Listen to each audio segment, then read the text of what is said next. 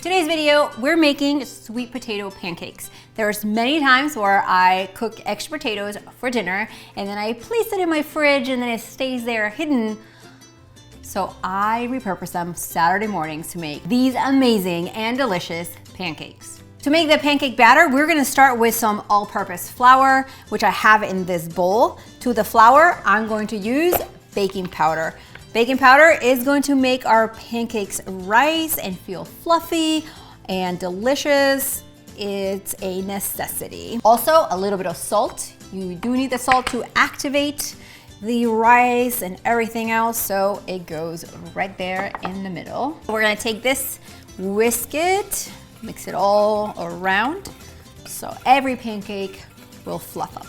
To the flour mixture, I'm going to add cinnamon. To that, also some brown sugar, and I'm gonna mix it into here.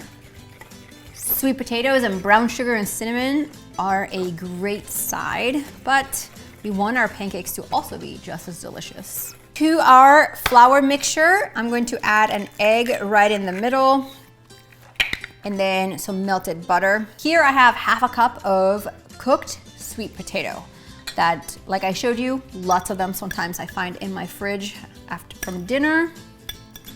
By Saturday morning, this is the perfect time to use it. And then some milk. You can make this recipe dairy-free by omitting the butter by using a dairy-free alternative.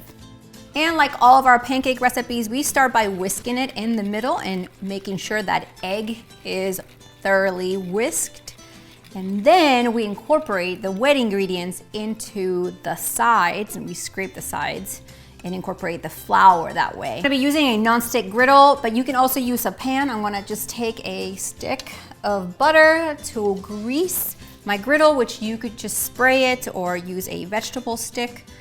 And I'm going to add about 1/4 of a cup of batter to my griddle.